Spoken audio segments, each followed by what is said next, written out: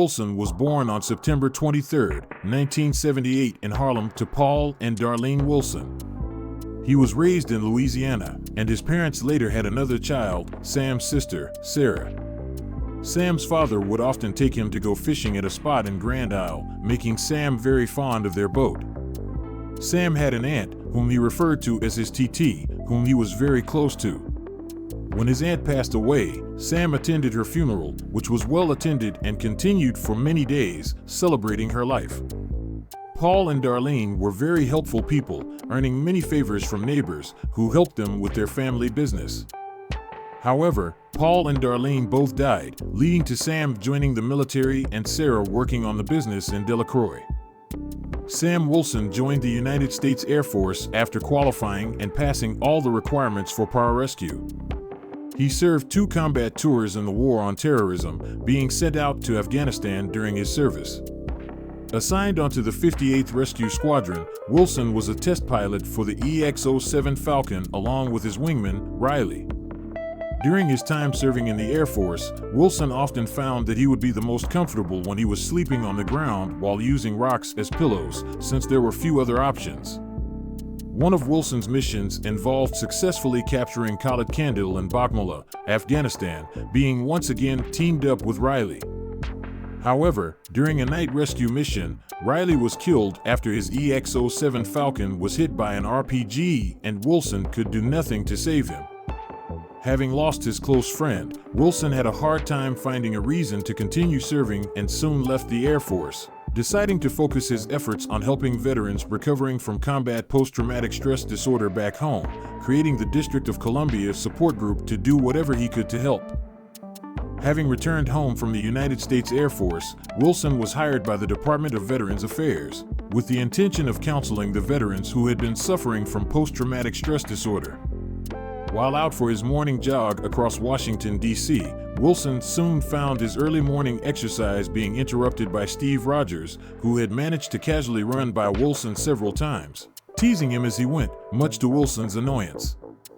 With Rogers having run past him multiple times throughout their jog, Wilson eventually stopped to catch his breath as Rogers came over to rejoin him. Commenting on how fast he had run, Wilson jokingly challenged Rogers to run another lap, questioning if he could do it in the blink of an eye. Rogers had then questioned what branch of the Air Force Wilson was a part of, and Wilson explained his situation before introducing himself as Rogers helped him back onto his feet. As Rogers introduced himself, Wilson had then made it clear that he already knew who he was based upon his incredible running abilities. He then questioned what it was like for Rogers to have been woken up in 2011 after living in the 1940s during World War II, to which Rogers only claimed that it was taking some getting used to. Before Rogers could walk away, Wilson had then noted that most other armed forces veterans, himself included, had struggled to get used to sleeping on a comfortable bed upon returning home, which Rogers related to. The pair then bonded about their experiences while serving in the military and similarities in readjusting without a war zone. Once Wilson asked Rogers about the differences between living now compared to the 1940s, he listened to Rogers explain why it was not so bad, commenting on all the improvements with their food and technology in the modern day, including the internet. Hearing that Rogers was still trying to catch up on everything that he missed, Wilson then recommended Marvin Gaye for him to listen to, and Rogers added it to his to-do list. The conversation was cut short, however, as Rogers was called away on a SHIELD mission by Natasha Romanoff. Wilson encouraged Rogers to visit him at the VA someday, ostensibly so Wilson could impress the women who also worked there, while Rogers teased him over his jogging abilities.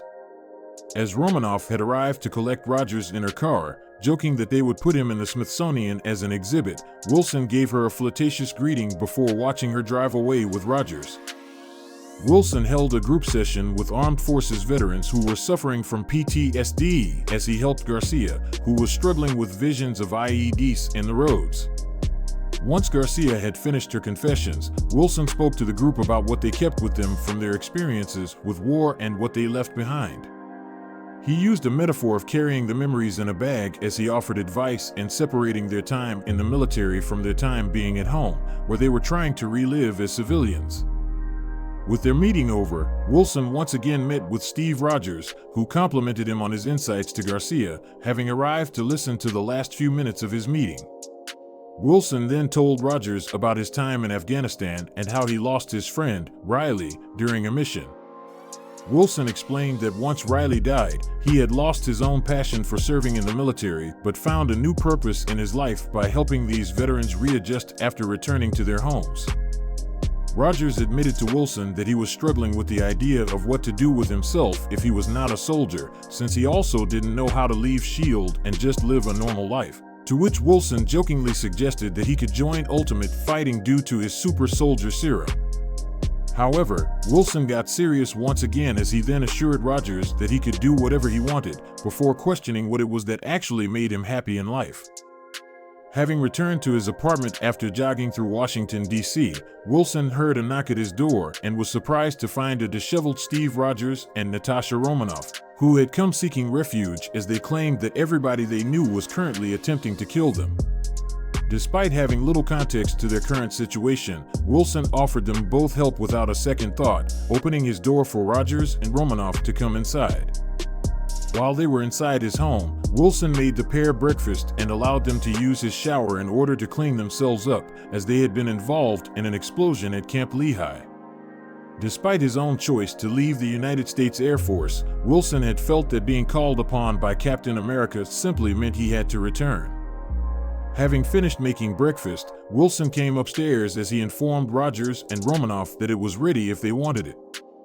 As the group ate together, Wilson learned of the full details of Rogers and Romanoff's current predicament, as he was informed about how S.H.I.E.L.D. had been infiltrated by Hydra for decades, resulting in them being betrayed by Alexander Pierce, who had ordered the assassination of themselves as well as director Nick Fury. Having learned how dangerous their situation was if Pierce succeeded in his plans with Project Insight, Wilson had then offered his assistance. Although Rogers was reluctant to accept, Wilson had insisted before then revealing to them that he was part of a military project that used the EX-07 Falcon, with Romanoff recognizing their unit as the one that captured Khalid Kandil in Afghanistan. Rogers had also noticed a picture of Wilson and Riley. Seeing that Wilson could be beneficial to the mission to capture and question Jasper Sidwell, Rogers accepted his help as they all agreed to steal the EX-07 Falcon together. Having retrieved the EX-07 Falcon from Fort Meade, Wilson traveled with both Steve Rogers and Natasha Romanoff to find and interrogate Jasper Sidwell. Wilson called Sidwell on the phone after he had a meeting with Senator Stern and threatened to have him shot if he did not do exactly as instructed. He ordered Sidwell to go into a car that drove him to a nearby building to be questioned by Rogers and Romanoff on the roof. During his initial interrogation by Rogers, Sidwell denied any knowledge of Hydra's takeover of S.H.I.E.L.D. as they grew tired of his lies. Romanoff had instead resorted to kicking Sidwell off the building, in order to scare him into finally giving the answers they needed. After Sidwell fell several stories, Falcon then flew in at the last moment, caught him in mid-air, and brought Sidwell back onto the top of the building, dropping him with some force on the ground. As Falcon retracted his wings and rejoined Rogers and Romanoff, he watched as Sidwell confessed, since the fall scared him so much. Falcon listened while Sidwell revealed how Arnim Zola's algorithm was in fact their plan to locate any potential threats to Hydra in the future, and that Alexander Pierce intended to use Project Insight in order to assassinate these people of interest the moment the Insight helicarriers were launched. Having learned of Alexander Pierce's sinister plans of the worldwide massacre, Wilson drove Jasper Sidwell towards the Triskelion, where they planned to use his clearances to gain access to and shut down Project Insight before Pierce could activate it. Sidwell, however, insisted that this concept was a terrible idea, but Wilson ordered that he keep quiet while they were driving there as Steve Rogers and Natasha Romanoff then continued to discuss the fine details of their new plan. However, before the group could get to the Triskelion, someone suddenly landed on their roof as a robotic arm ripped Sidwell out of the window and into the path of a speeding truck, killing him. As the attacker began shooting into the car, Wilson slammed on the brakes, launching him off the vehicle, and they were faced with the Winter Soldier. Before the group could react, another vehicle had slammed into the back of their car, which drove Wilson and the others towards Winter Soldier.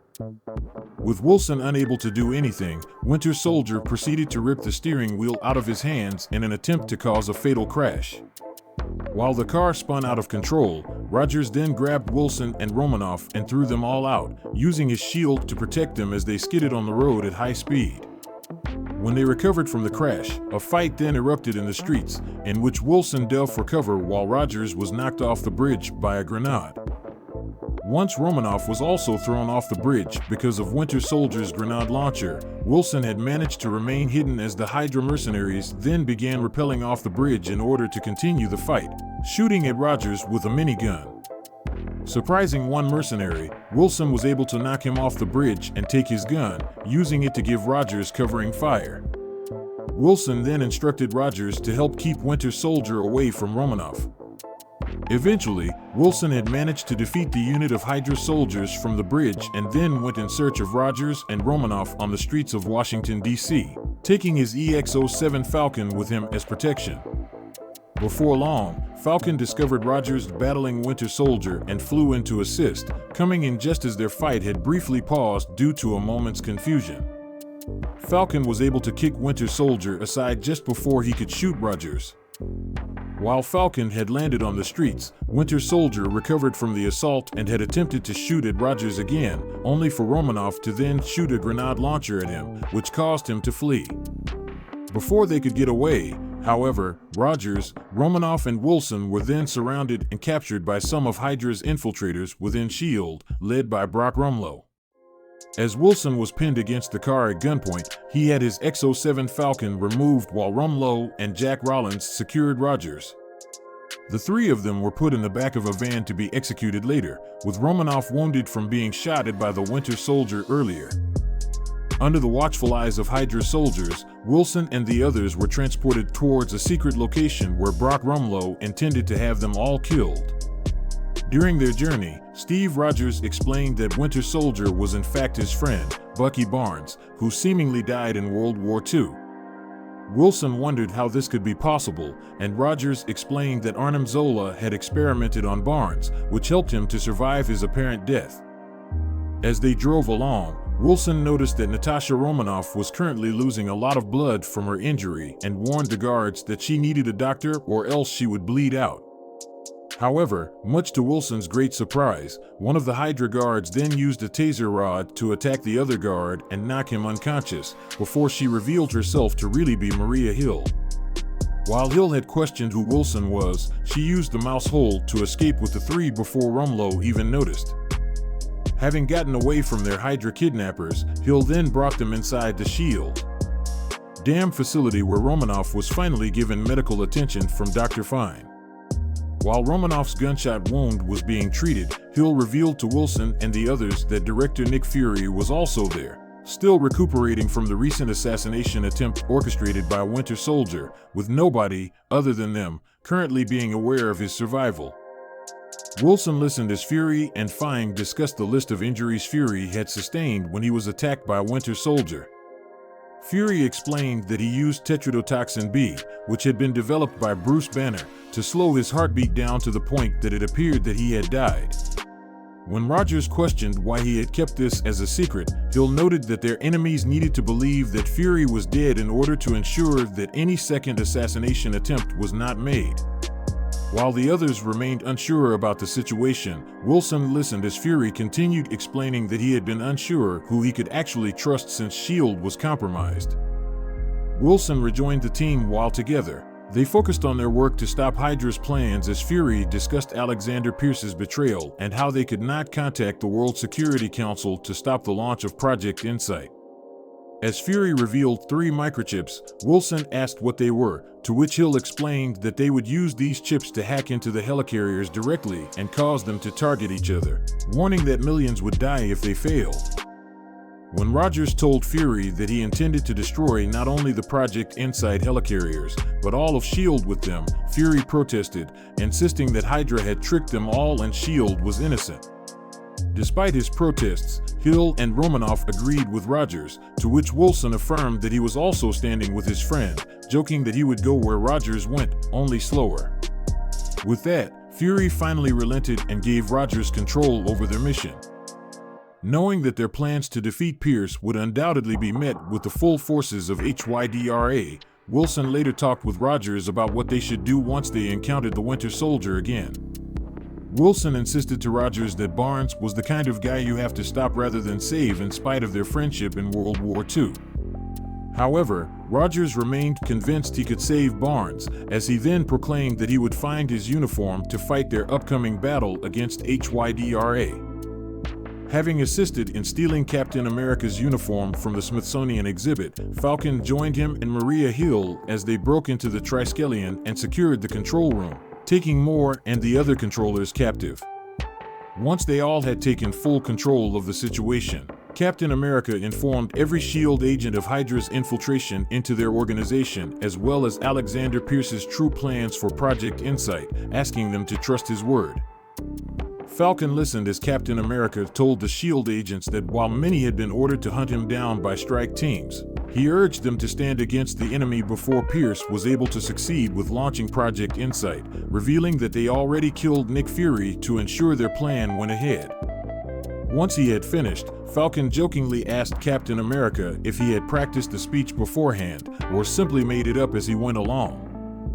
With the Project Insight helicarriers now launching and the few remaining S.H.I.E.L.D. agents being led by Sharon Carter in their fight against Hydra, Falcon and Captain America charged outside to destroy these helicarriers. As they jogged forward, Falcon questioned how they would be able to tell the good guys from the bad guys, but Captain America just calmly reminded Falcon that only the bad guys would be attempting to shoot him out of the sky. On that note, Captain America jumped off the platform onto the rising helicarrier while Falcon activated his EX-07 Falcon and took off. As Falcon flew in line with the helicarriers, he immediately found himself being targeted and attempted to avoid the gunfire by using his advanced flying techniques. Hill asked Falcon for an update on his status, and he informed her that he was engaging the enemy as he flew directly into the line of fire, swiftly diving through the air to avoid all the helicarrier's shots.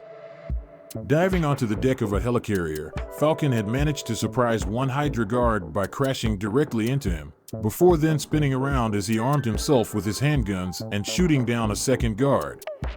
However, before Falcon could sneak on board the helicarrier to plant their microchip, he then suddenly came under attack from a Quinjet, which chased him across the deck while shooting at him. Falcon used the parked Quinjets to take cover. Suddenly, the Quinjet fired a missile at Falcon, barely missing him and destroying a parked Quinjet he was flying by. The explosion knocked Falcon to the ground as the Quinjet came out of the smoke and attempted to shoot him down.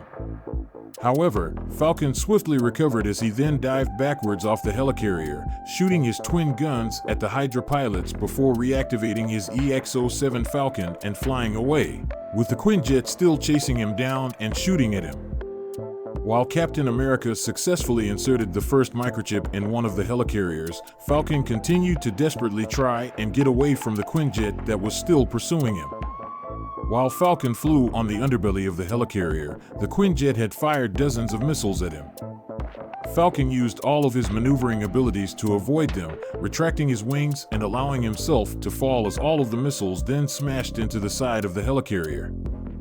With the Quinjet pilots mistakenly thinking they had just killed Falcon in the explosion, he was able to use the hole in the underbelly of the helicarrier, which was caused by the missiles, to get inside and access the control systems to insert their second microchip, granting Hill control over 2 out of the 3 helicarriers. With that portion of their mission completed, Falcon then dove back outside in order to board the final helicarrier and destroy Project Insight. Before Falcon could head onto the third helicarrier, he was contacted by Captain America, who requested a ride since he was under attack from several Hydra agents. Falcon then witnessed Captain America dive off the second helicarrier, falling hundreds of feet to the ground below. Falcon flew after him at full speed, managing to catch Captain America in the air and fly him to the final helicarrier. He had also jokingly commented that Captain America was a lot heavier than he looked. However, just as Falcon and Captain America shared some humor, they were ambushed by Winter Soldier, who charged forward and threw Captain America from the helicarrier. Fearing his friend was falling to his death, Falcon attempted to save Captain America, only for Winter Soldier to grab one of his wings and throw him backwards to continue their fight. Falcon then drew his twin guns and shot at Winter Soldier, who was able to avoid the bullets and take cover.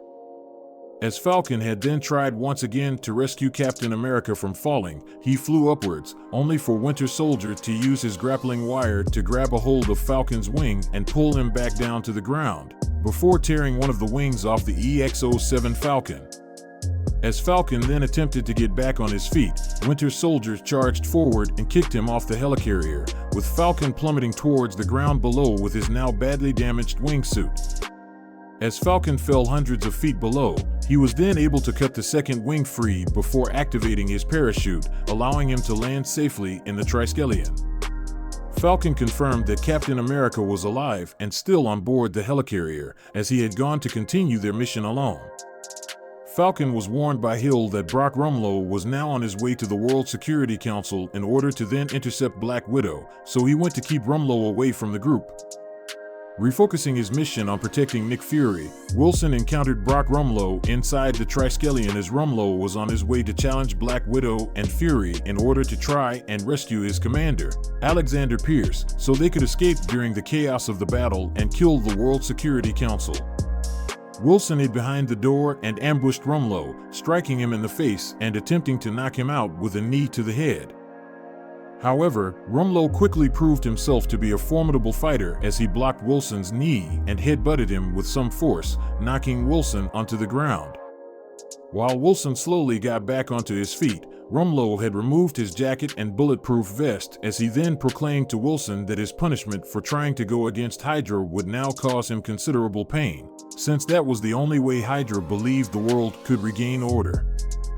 As Rumlow continued to rant about Hydra's schemes, Wilson readied himself for a fight and simply told his rival to shut up, so they could.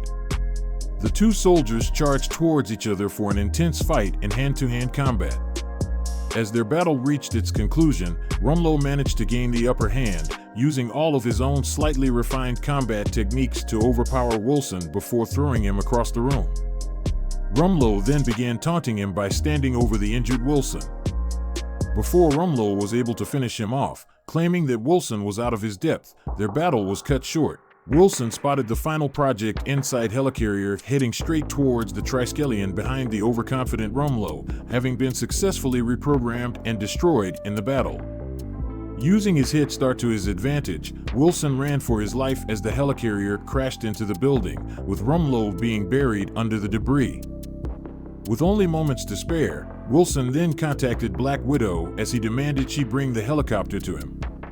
Wilson was forced to jump from the 41st floor of the building, where he was then caught by a helicopter piloted by Nick Fury and Black Widow. Although Wilson had berated the pair for almost killing him with the helicopter blades, they soon turned their attention to escaping the explosions and locating Captain America, who was on board the helicarrier. Eventually, the injured Steve Rogers was found unconscious near the ruins of the Triskelion following a fight with the Winter Soldier that had left him almost beaten to death, with a bullet wound inside his stomach. Wilson stayed beside Rogers' bed until he recovered and played the Marvin Gaye music he had previously recommended to him. As Rogers awakened, the first words he said to Wilson were "on your left," causing Wilson to smile in relief and amusement. With much of Hydra's leadership either arrested or gone into hiding, Wilson and Rogers then went to the fake gravesite for Nick Fury and were met by him. Wilson greeted S.H.I.E.L.D.'s former leader, who then explained that he would be traveling to Europe to seek out the surviving members of HYDRA. Fury offered Wilson to join him on his mission to exterminate HYDRA. Wilson refused, however, stating that he was more a soldier and not a spy, which Fury accepted. The pair said their goodbyes to Fury, who asked them to still keep his survival a secret, before they were joined by Natasha Romanoff, who gave Rogers a file on Winter Soldier. Wilson confirmed that Rogers would be going after his oldest friend, and agreed to help him in his search for Bucky Barnes. During their quest, Rogers was called to rejoin the Avengers and battle Baron Strucker's Hydra division, leaving Wilson to look for Barnes on his own. Wilson had been invited to the party held at Avengers Tower in order to celebrate the Avengers' most recent successful battle against Hydra, which had led to the seeming defeat of the final Hydra cells. Due to the capture of Hydra's main leadership, Baron Strucker, as well as the scepter they had been hunting ever since the Battle of New York, ending up in the hands of the Avengers. As their Avengers party had continued, Wilson was later introduced to and shook hands with Tony Stark and later played a game of pool with Steve Rogers while drinking. Wilson and Rogers had later talked about their battle against Baron Strucker's forces, as Wilson jokingly wanted to know why he had not been invited to assist in the fight, as he had been helping Rogers in their search for Bucky Barnes for the last few months before Rogers had been called by the Avengers. When Rogers had attempted to apologize that Falcon had not been invited to their fight against Baron Strucker, Wilson had still assured Rogers that he was not massively interested in joining the Avengers at that point, claiming that the Avengers were crazy.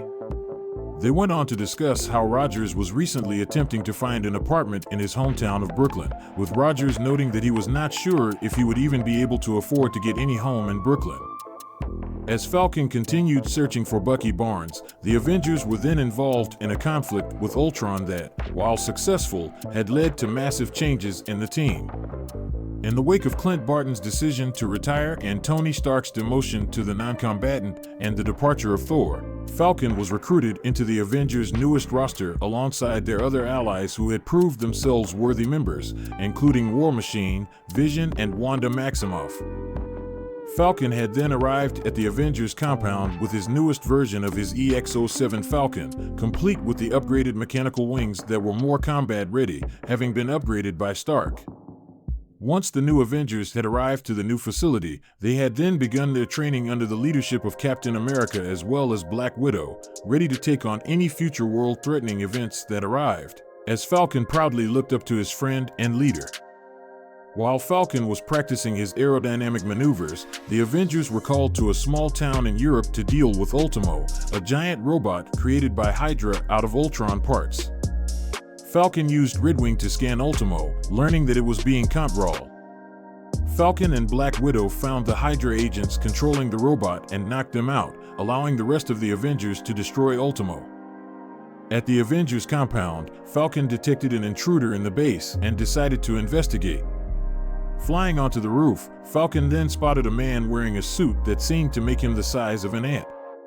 Once it was made clear that Falcon could see this man despite his size, the man regrew and introduced himself as Scott with the codename Ant-Man, noting that he was a big fan of the Avengers, which Falcon appreciated but remained serious about their situation.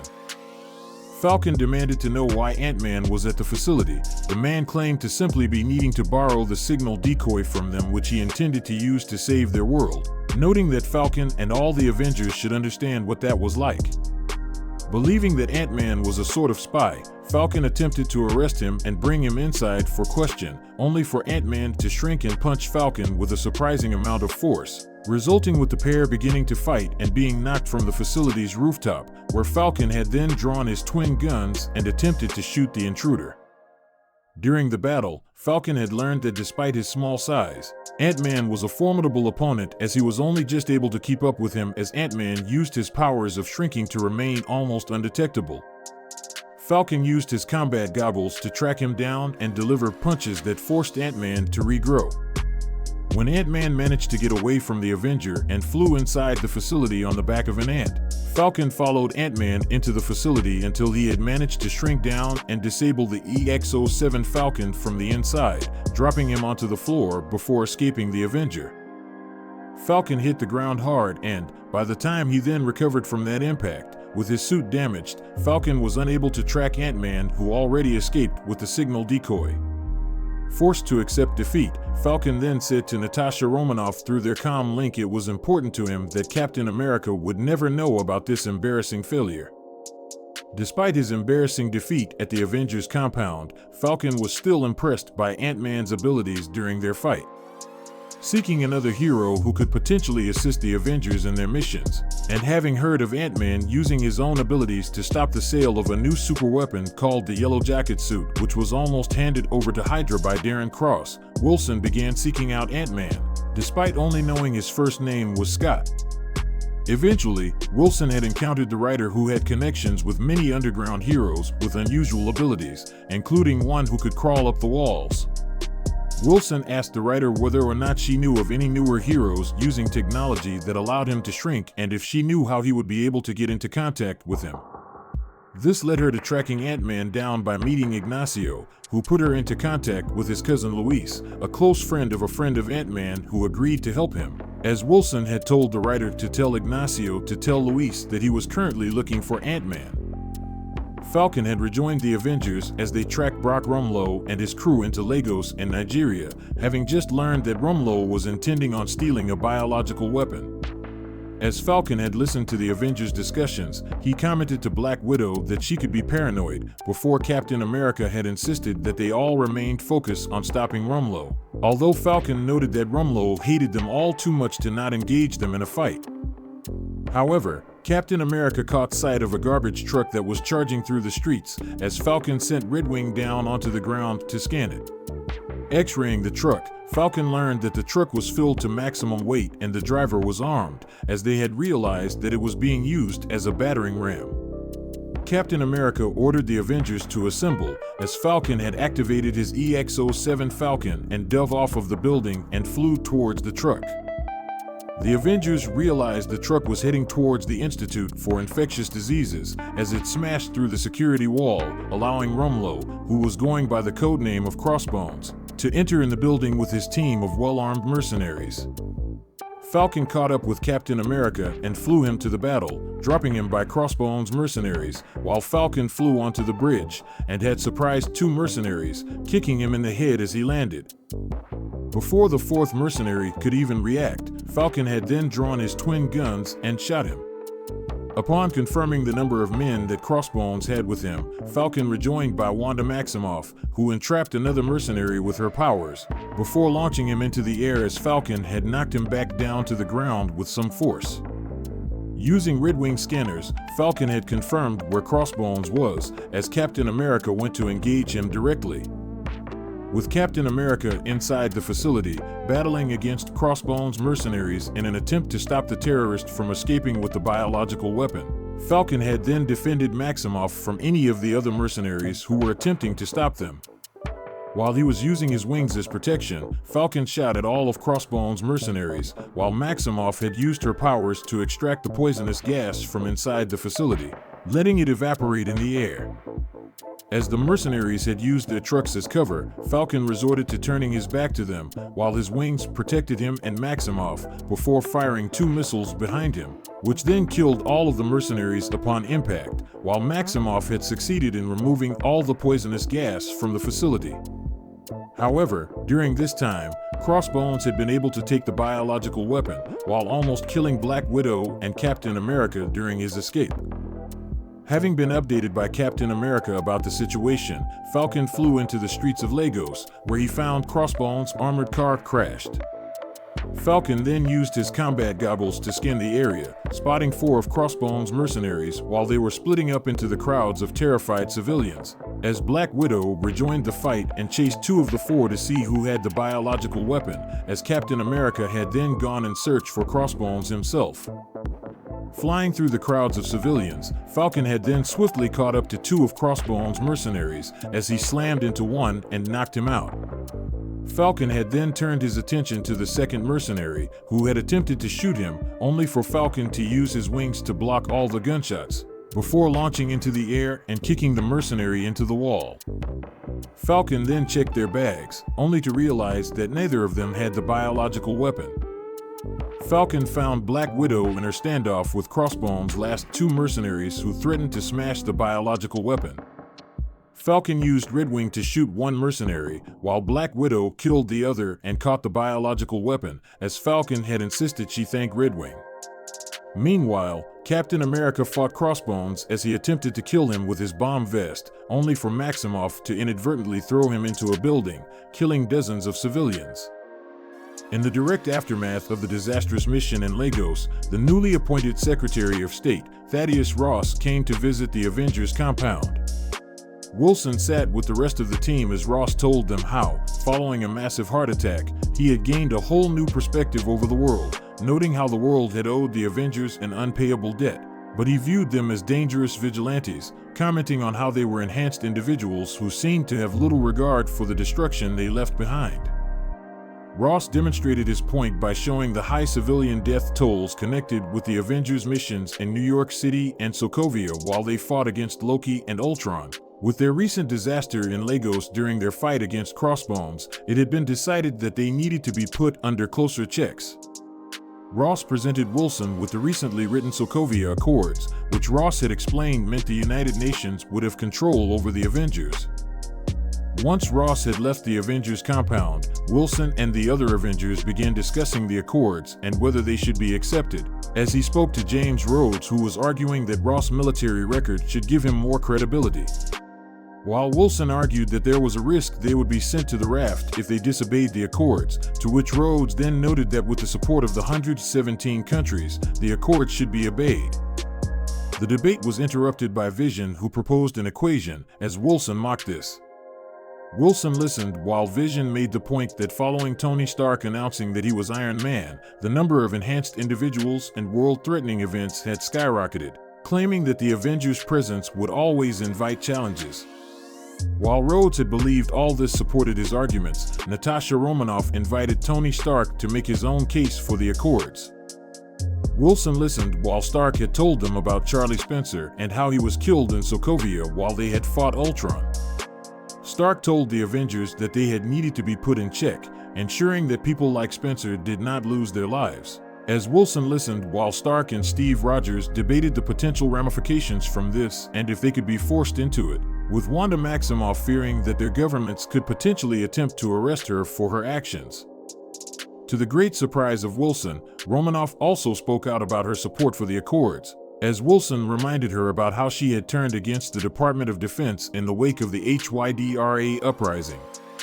As Stark claimed that he won the debate, Wilson then saw Rogers getting the message that Peggy Carter had died. Wilson's decision to not sign the Accords had then resulted with him receiving an honorable discharge from the United States Armed Forces. Wilson had accompanied Steve Rogers for Peggy Carter's funeral in the United Kingdom. As they had taken their seats, Wilson had then noticed that Sharon Carter was giving a speech, revealing herself as Peggy's niece.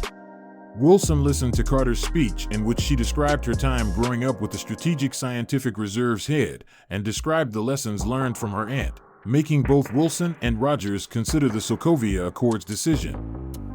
Once the funeral was over, Wilson joined Rogers in a London pub as they made the toast to both being given an honorable discharge from the Avengers. Rogers had then questioned if Wilson was doing okay following their decision, although he insisted that he was, claiming that he would make for a great civilian. Looking over the bar, Wilson saw that Carter was also there, as he suggested that Rogers should go and speak to her, which Rogers finally did. Wilson had then allowed Rogers and Carter time alone to catch up. However, when a bomb was detonated just outside from the Vienna International Center where the Accords were getting signed, Wilson had then informed Rogers and Carter of the situation, as they then watched the news report which informed them that King T'Chaka of Wakanda had been killed in that explosion, and that their authorities had suspected the Winter Soldier was responsible for the attack. The three traveled into Vienna to investigate. While Steve Rogers had returned from his conversation with Natasha Romanoff, Wilson asked him if Romanoff told him not to interfere, but Rogers had still insisted that Bucky Barnes would do the same for him, with Wilson noting that maybe in 1945, but this was not the case. Carter joined them, as she explained to them that Barnes had just been located in Bucharest. However, she also noted that the Joint Counter-Terrorist Center's leader, Everett Ross, was also targeting Barnes, with a kill order. In Bucharest, Falcon observed that GSG-9 soldiers were approaching their location. As Captain America talked with Barnes in his apartment, Falcon updated him on the soldiers' positions. Captain America and Barnes then fought against the soldiers and escaped, but Black Panther arrived and attempted to kill Barnes. Falcon was asked to take care of the GSG-9 helicopter which was shooting at them, so Falcon then smashed into the side of it. Their battle continued through the road tunnel, with GSG-9 soldiers chasing the three with their vehicles.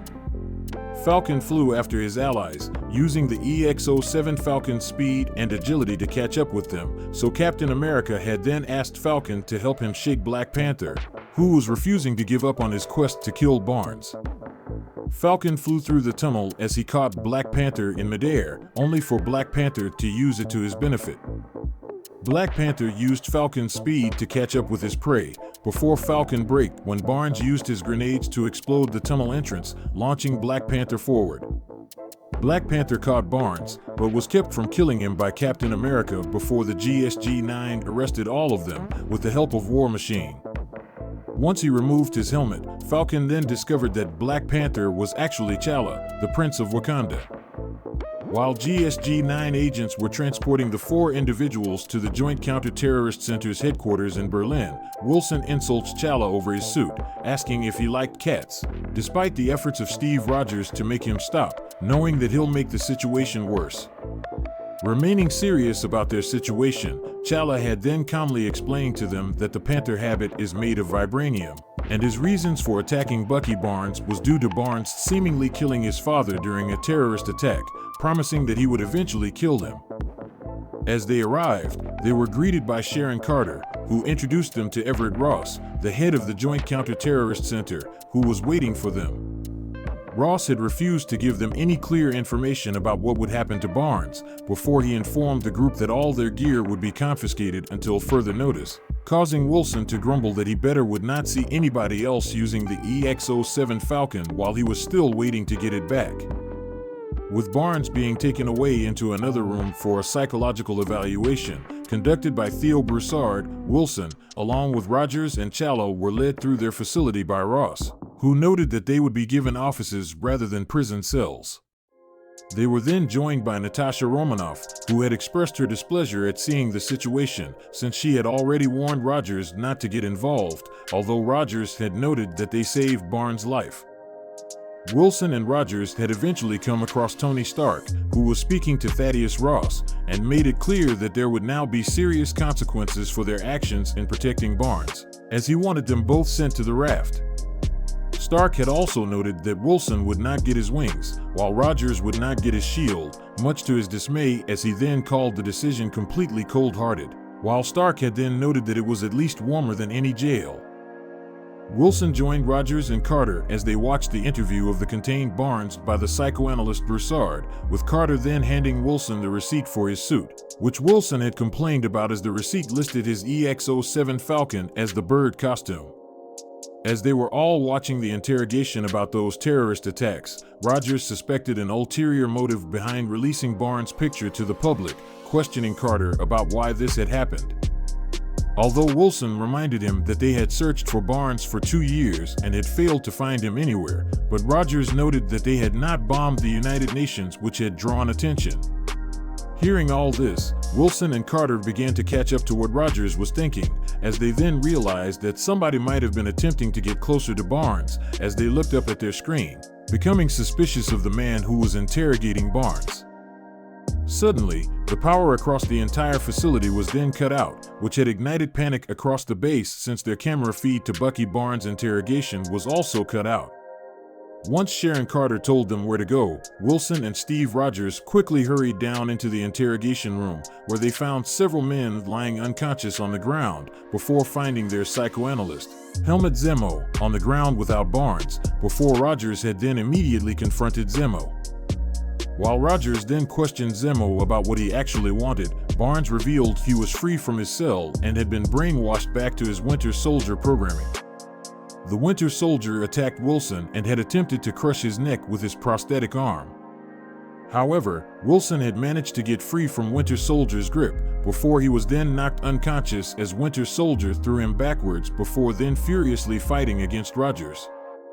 Once Wilson had woken back up from Winter Soldier's attack, he had then spotted that Zemo was looking down an elevator shaft that Rogers had been thrown down. Fearing that he would be attempting to make his escape, Wilson had called after Zemo, only for him to begin running away from the Avenger. Wilson then ran after him and followed him up the stairs until they made it outside, all the while with a fight breaking out between Winter Soldier and the security. However, Wilson then lost sight of Zemo outside the building where he had disappeared into the crowds of people who were running for their lives in the chaos, only being able to find Zemo's jacket, which he had left behind to help him get away.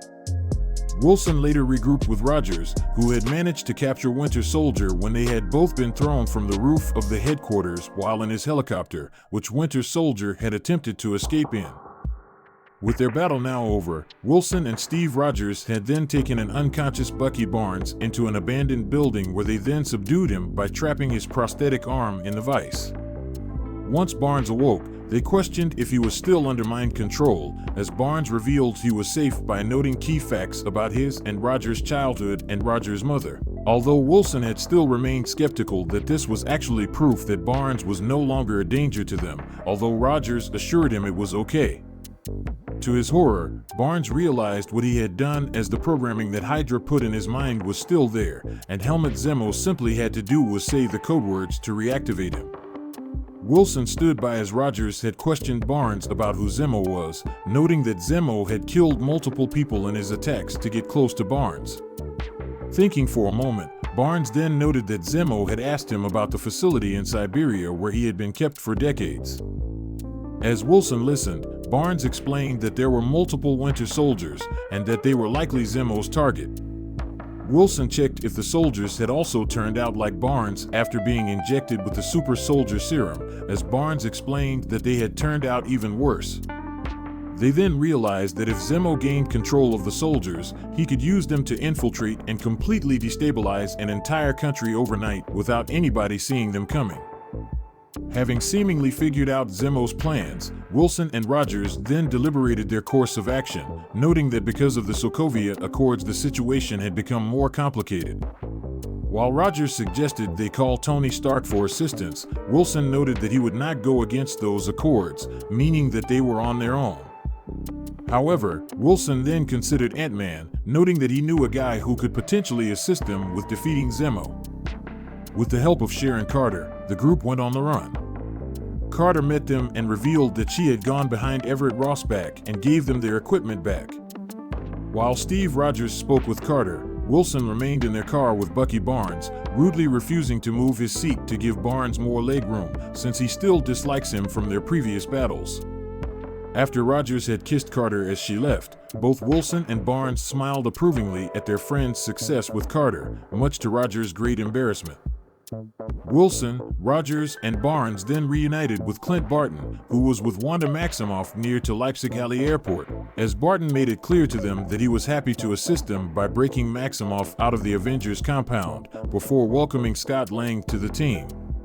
While Wilson had watched on awkwardly, Lang expressed his excitement at meeting Rogers and these other heroes, as he thanked Rogers for inviting him onto the team and touching his muscles. Lang then happily greeted Wilson as he also attempted to apologize for their previous encounter at the Avengers compound where Lang had defeated Wilson during the clash.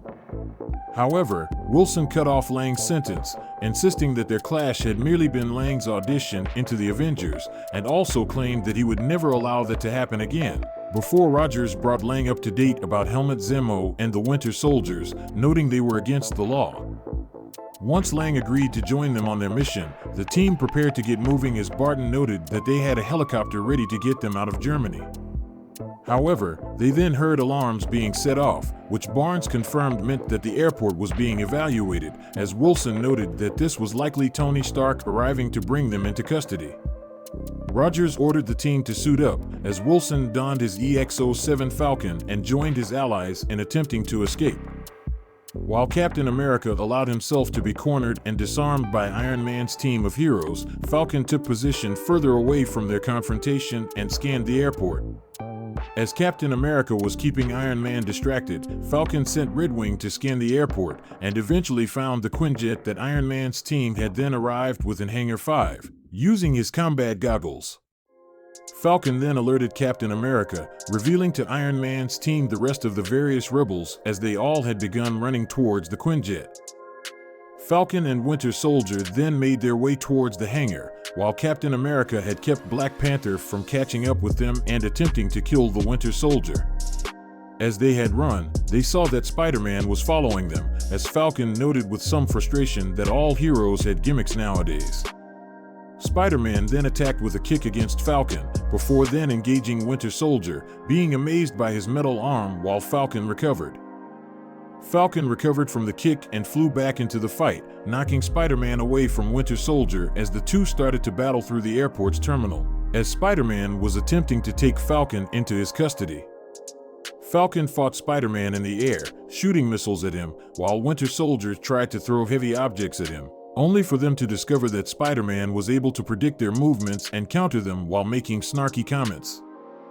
Although Falcon was able to catch Spider-Man by surprise and kick him off a platform, Spider-Man swiftly recovered as he flipped behind Falcon, and using his synthetic webbing to then damage the EX-07 Falcon, causing Falcon to crash land, using his web shooters to trap him against the railing. With Falcon now webbed up to that handrail, Spider-Man then asked if his wings were made from carbon fiber, to which Falcon had questioned if the webbing came out of his body. While Falcon recommended that he focus more on the fight than the conversation, Spider-Man lunged towards Falcon to knock him to the floor, only for the kick to be intercepted by Winter Soldier, which knocked them both off the platform. Spider-Man webbed the two to the floor, but before he could do any more damage, Falcon had then controlled Red Wing to take Spider-Man out from the terminal, leaving him and Winter Soldier on the floor, still insulting each other. Having regrouped back with their team, Falcon then ran towards the Quinjet's hangar in order to escape, only to be stopped by the laser beam blasted by Vision, who had then implored their team who were against the Sokovia Accords to surrender now before it was too late. They refused, and the two opposing sides had charged towards each other, picking up an individual fight with Falcon tackling War Machine in the air. When Vision then tried to attack Falcon, he was stopped by an electric arrow shot from Hawkeye, helping Falcon to fly away. Falcon was later chased down by both Iron Man and War Machine as they used their combined weapons to try and knock him out from the sky, to which Falcon asked Hawkeye for some assistance. Hawkeye teamed up with Ant-Man to help Falcon and stop Iron Man, shooting his scatter arrow with Ant-Man riding it, which had then allowed Ant-Man to enter in the Iron Man armor, therefore stopping Iron Man from chasing Falcon further since Ant-Man disabled it from the inside. As their fight between the Avengers continued, Falcon and their team had then realized that not all of them could win and get to Siberia, as Falcon noted this was not their real fight as Captain America needed to find Helmut Zemo. Falcon, while he was being chased around the airport by War Machine, suggested that they make a diversion so Captain America and Winter Soldier could attempt to reach the Quinjet, as Ant-Man then volunteered to make a big distraction. While admitting that this distraction could result in him being torn in half, Ant-Man then told them to wait for the signal and jumped onto War Machine's back while he was still chasing down Falcon. All of a sudden, Ant-Man grew to an enormous size and caught War Machine in mid-air, signaling the diversion. Witnessing this remarkable feat by his ally, Falcon had complimented Giant Man, before then smashing straight into Iron Man, who had become distracted by the event. While Captain America and the Winter Soldier used the distraction of Giant Man tearing through the airport to allow them to run towards the Quinjet, Falcon had scrapped with Iron Man in mid-air, to ensure he did not realize what was happening, although Black Panther was chasing them down.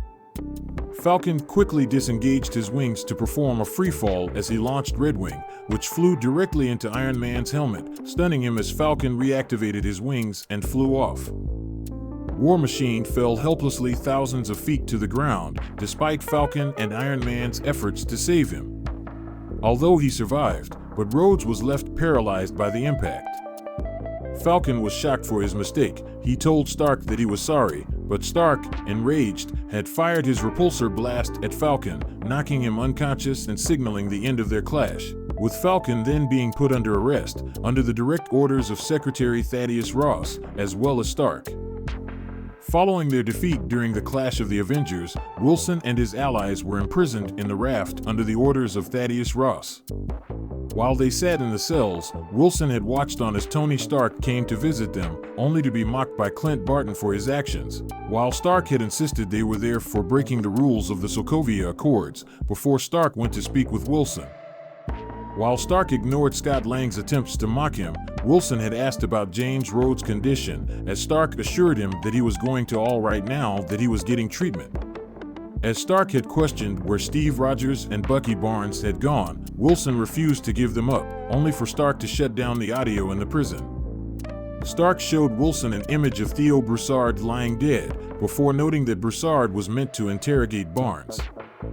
Acknowledging that Helmut Zemo had deceived him, Stark admitted that he was wrong, noting that Rogers was going to need all the help he could get with stopping Zemo and their Winter Soldiers.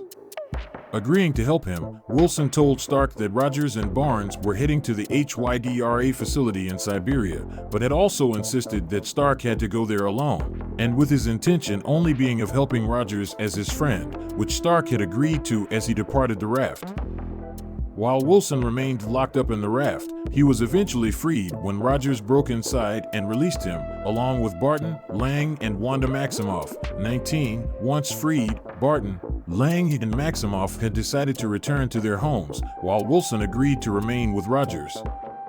Having been warned by Bruce Banner that Thanos would be sending down the Black Order to Earth in order to claim the remaining Infinity Stones, Falcon and his allies had traveled to Edinburgh, Scotland in order to protect Vision. The team arrived just as Proxima Midnight and Corvus Glaive were still attempting to rip the Mind Stone from Vision's head. Once Vision and Wanda Maximoff were beaten down, Captain America had then intercepted the Black Order's attack and distracted Midnight, allowing Falcon to fly into the battle and attacked. Falcon flew straight into the fight and smashed straight into Midnight while she was distracted by Captain America's arrival, knocking her through a shop window. Falcon then began firing his EX-07 Falcon's missiles at Glaive, who managed to block these missiles but failed to notice Black Widow running at him as she had proceeded to wound Glaive with Midnight's spear. With Glaive wounded, Falcon had then charged directly into Midnight and aimed his twin guns at them. With these Black Order members now defeated, Falcon kept his twin guns aimed at them, while Black Widow warned that they would be willing to kill them if they had to. However, Midnight insisted that they would never get the chance again, as she activated her teleporter as she and Glaive were taken back on board their Q-ship, ripping their weapons out of Captain America's hands while Midnight and Glaive escaped, leaving Falcon and his allies to then check on Vision, as he had been badly wounded by Glaive during the sudden attack. As Falcon and Maximoff helped Vision back to his feet, they had discovered that his vibranium body was damaged. Knowing Thanos' Black Order would attempt to destroy Vision again to take the Mind Stone, Falcon helped him on board the Quinjet so they could take him to safety. On board, Falcon questioned where they would be going, as Captain America told him that they would go to the Avengers compound, for the first time ever since the Avengers had fallen apart. Taking Vision to get medical aid following his injuries, and to protect him from the Black Order's attacks, Wilson piloted their Quinjet and flew back to the Avengers compound. When they had arrived with Vision, Wilson and the rest of the team had then found James Rhodes speaking with Thaddeus Ross via a hologram. Although Ross demanded that Wilson and the rest of their team be arrested for going against the Sokovia Accords, Rhodes instead cut off the call. As Ross had been removed from the room, Rhodes then greeted the team as he commented that they looked bad, to which Wilson then replied that all the hotels they had been staying in had not been 5 stars. However, Bruce Banner had then revealed that he was also in there, since Banner had reunited with Natasha Romanoff for the first time since their Ultron offensive. Watching their reunion, Wilson had then jokingly commented on the awkwardness of the situation. Wilson then joined the rest of the Avengers as they discussed what was to be done in order to protect Vision and also stop Thanos from obtaining the Mind Stone in his quest to find all these Infinity Stones. Eventually, it was decided that the best option for them was to take Vision to Wakanda, where they could recruit the aid of Shuri to then remove the Mind Stone from Vision's head while keeping him alive, so they could destroy the stone and keep it away from Thanos. Intending to remove the Mind Stone from Vision before it was too late, Wilson flew the Avengers to Africa on their Quinjet. As they had approached their entrance to Wakanda, Wilson was advised by Steve Rogers on how to enter the hidden city, as Wilson had remained nervous about seemingly flying directly into a forest, only for the Quinjet to pass through all of their secret cloaking systems and to the African city of Wakanda, while Wilson had then landed the Quinjet. As soon the Avengers had landed on Wakanda, Rogers was greeted by King T'Challa, thanking him for agreeing to help them. Wilson had followed their teams, with the Dora Milaje, and witnessed the team's preparation for the Black Order's return. While he waited for the team with Bucky Barnes, Wilson had then observed the sky as the Outrider dropship started to land on the dome of Wakanda. Wilson contacted the team for their notice, resulting in preparation for their battle. With Thanos' forces arriving outside Wakanda, Falcon flew into the position with the Avengers and Wakanda's armies. Staying in the air, Falcon witnessed their attempts to force Proxima Midnight and Cull Obsidian to surrender fail, as Midnight had instead unleashed hordes of the Outriders from their dropships, who then furiously charged towards their armies, only for them to be torn apart by Wakanda's shields upon impact. However, several of these Outriders managed to break through the shields, despite their flesh being torn off as they charged forwards. In order to keep them away from their armies, Falcon flew above the Outriders and fired his twin guns at them, before then shooting out his Red Wings to cut through the Outriders. With too many Outriders breaking through, War Machine advised Falcon to fly away before then dropping several massive bombs on top of these Outriders, as this caused a massive explosion but failed to stop the Outriders. Despite keeping these Outriders away, it was discovered that several were attempting to get behind them to attack Vision and Shuri, which had forced Black Panther to open their barriers and keep the Outriders' attention on them. With the Outriders charging into Wakanda, Falcon flew into the fight until Thor had arrived with Rocket as well as Groot to assist them. Falcon and War Machine then teamed up once again to take out the Threshers as they charged through the battle.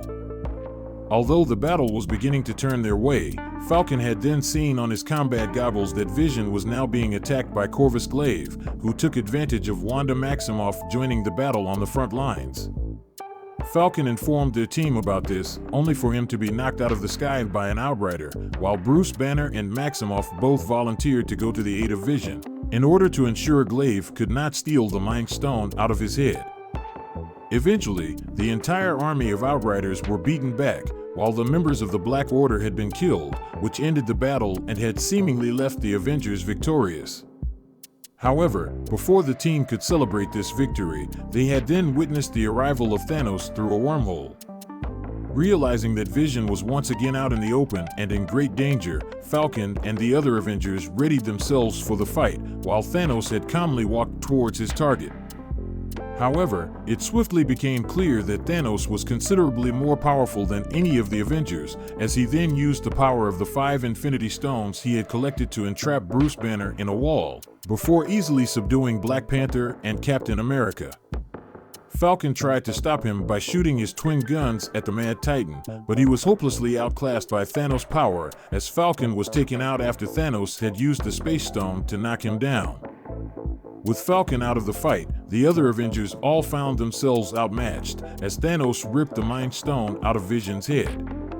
Once Thanos has assembled all of the Infinity Stones into the Infinity Gauntlet, he was intercepted by Thor, but was still able to then snap his fingers, resulting in the decimation of half of the population of the universe.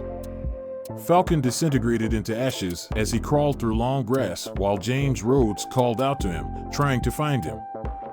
In the 5 years following Falcon's death, the surviving Avengers had undertaken the mission to go back through time to reclaim the Infinity Stones and resurrect the victims of the snap. Once these stones were collected, Bruce Banner had successfully managed to snap everyone back into existence, while Falcon was revived along with the trillions of others who were killed in that first snap.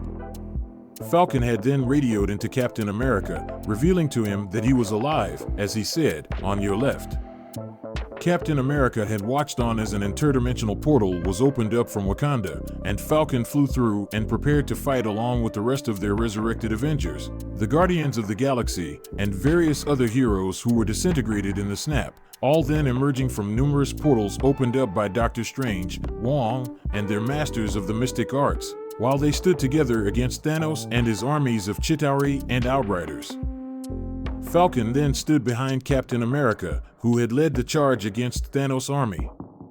Falcon flew towards their opposing army and fought them, mostly sticking to the air during the fight, putting down gunfire from above. When Hawkeye was being chased by a Chitauri gorilla, Falcon proceeded to fly in and had knocked down the gorilla onto its back, before stabbing it with his EX-07 Falcon wings, killing the gorilla, as Falcon continued fighting against Thanos' armies. As the battle continued, Thanos was almost killed by Wanda Maximoff, which caused him to order Corvus Glaive to send down an airstrike from the Sanctuary too. Falcon had stayed high in the air and avoid these missiles, while Wong created Tau mandalas to protect the heroes on the ground. However, when these missiles were diverted into the sky, which made Falcon question what was happening, which was then revealed to be Captain Marvel, who then destroyed the Sanctuary too. Falcon continued to fight back against Thanos' forces until the entire army were suddenly wiped out by Iron Man, who wielded the Infinity Stones to cause a third snap, which wiped out the opposing army as well as Thanos himself, finally ending the conflict, but at the cost of Stark's life. Everybody there, including Falcon, gathered around Stark and showed their respect by kneeling before the hero who had sacrificed himself to save the universe. After their battle, Wilson attended Tony Stark's funeral, along with all the other heroes, as well as several other people, showing their own respect. Wilson had stood with Bucky Barnes and Wanda Maximoff as they watched Pepper Potts and Morgan Stark walk down and then place Stark's arc reactor into the lake. Seeing how Barnes was saddened by Stark's death, Wilson had placed his comforting hand onto his shoulder. Following Stark's funeral, the Avengers decided to return the Infinity Stones and Mjolnir to whence they were taken to stop devastating branches in those timelines. Wilson met up with Steve Rogers, since it was Rogers who had volunteered for their mission, meeting him in the forest just outside their destroyed Avengers facility, where Bruce Banner constructed a new time machine. Wilson had then offered to accompany Rogers on the mission, but Rogers politely declined. Wilson then asked how long this would take, which Banner informed him that it would be however long it would take Rogers to complete this mission, but it would only be around 5 seconds for the rest of them. Wilson watched as Rogers put on the advanced tech suit as they awaited for their mission to begin. Banner had then sent Rogers through the quantum realm. However, Wilson witnessed Rogers not returning after the 5 seconds that Banner had promised. Wilson then became concerned as he then demanded Banner bring Rogers back, until he was stopped as Barnes had calmly directed his attention to the lake, where an old man was sitting on a bench alone. As he then realized this was Rogers, Wilson walked over and greeted him, seeing that he had aged considerably since they last saw each other. Wilson had asked about the mission, which Rogers just told him that he stayed out in the 1949 to live a peaceful life. With Rogers noting that once he had put the Infinity Stones back, he had decided to live out a life that Stark had always told him about, as he told Wilson that it was a beautiful life. Wilson told him he was truly happy for him, but expressed his sadness in living in a world with no Captain America in it. However, this had then led Rogers to reveal his shield, which he told Wilson to try on, while the surprised Wilson turned to Barnes, who gave him his nod of encouragement. Wilson was hesitant about taking up the shield, while Barnes nodded to him, supporting him to claim it. He then picked it up, saying it felt like it did not belong to him. Rogers had reassured Wilson's doubts, confirming that it was his now. Wilson thanked Rogers for the honor, promising to do his best. The two then shook hands, causing Wilson to notice the ring on Rogers' finger, so he then asked about his wife, as Rogers politely stated that he would not tell Wilson about her. The Avengers wondered about who should be the one to write a book about them, and Wilson was certain that Scott Lang was the best choice. Due to his affiliation with the Avengers and his role in saving the universe from Thanos, Wilson was legally forgiven for his violation of the Sokovia Accords back in 2016. With the Avengers disbanded, Wilson returned to working with the United States Air Force, where he assisted with various missions as an independent contractor. Having been recruited once more, Wilson was informed by Major Hill that Captain Vassant had been kidnapped by a group called LAF, who were attempting to take Vassant into Libya, with Hill telling Wilson that they needed him to ensure that LAF was not successful. As Wilson prepared to begin the mission, Hill explained that the military could not be seen acting in Tunisian airspace, with Wilson understanding that he would be dropped off, where he would fly low and intercept with Vassant's plane, without the treaties being seen to be violated. Hill also explained that Joaquin Torres would be aiding on the mission on the ground, as Wilson activated his EX-07 Falcon and dropped out of the plane, with Hill reminding him to be subtle. While he flew towards the hijacked plane, Falcon was informed by Torres that he would be getting his intel on his combat goggles, as Falcon caught up with the plane, questioning if LAF could be seen nearby, which Torres denied. However, as Falcon attached himself to the side of their plane, he looked inside and discovered that the pilot was dead, with Louis having taken over, as Falcon had explained to Torres that LAF had already managed to hijack the plane. However, Falcon briefly stayed too close to the window and was spotted by Louis, with Falcon flying back to avoid further detection. Although Louis's protests about a man on the outside of the plane were not believed by his allies. Using his goggles, Falcon scanned the plane and located Vassant, who was being beaten by LAF agents, resulting in Falcon sending Red Wing to cut through the door of the plane with its lasers, intending to surprise the LAF agents. Once Red Wing had torn off the door, Falcon burst inside and had immediately subdued George Batroc with a powerful kick, before proceeding to take down the next 3 LAF agents as they tried to understand what was happening, with Falcon kicking one agent out of the plane. As another agent began shooting at him, Falcon used his wings to block the bullets, resulting in one killing Louis, causing the plane to fall, while Falcon subdued the last agent with his jetpack. As the plane fell into autopilot, Falcon turned to Vassant and prepared to get him off the plane, only for Batroc to charge at him and assault Falcon with a strong kick to the face. However, Falcon was able to fight back against Batroc, blocking and avoiding his punches and kicks, before kicking him in the chest. As Falcon attempted to charge at Batroc with his jetpack, Batroc was able to grab him in midair and slam him back down to the ground and kick him back. Once Falcon got back to his feet, he witnessed Batroc and the other LAF agents donning their LAF wingsuits and leaping out of the plane with Vassant, as Batroc had shot at Falcon to keep him at bay, with Falcon blocking the gunshots with his wings. Once the shooting had stopped, Falcon realized they were escaping and leapt out from the plane to catch up with Batroc and to rescue Vassant, with one agent shooting at Falcon, only for him to pull the agent's parachute. Falcon proceeded to chase Batroc's men into a canyon, where his wings caused him to be at a disadvantage as he was unable to fly through the smaller gaps in the rocks, briefly scrapping his wings during the chase. Falcon had then discovered that Batroc had called in a squad of helicopters, causing Falcon to deploy Red Wing to take down the helicopters. As Red Wing shot at the next helicopter, Falcon dragged the gunner out with a cable, while Red Wing took out its propellers. Seeing Vassant was taken to a third helicopter, Falcon attempted to catch up with him, only for an LAF agent to slam into him in midair. However, Falcon was swiftly able to subdue the agent and threw him against the rocks, causing him to fall to his death, while Falcon continued chasing Vassant. Falcon managed to board the helicopter, just as Batroc had been bragging that they would escape, as Falcon took down one agent, while the other had then damaged his jetpack. During the struggle, Batroc was able to get away with Vassant, as Falcon subdued the other LAF agents, leaping off the helicopter and destroying it with a grenade.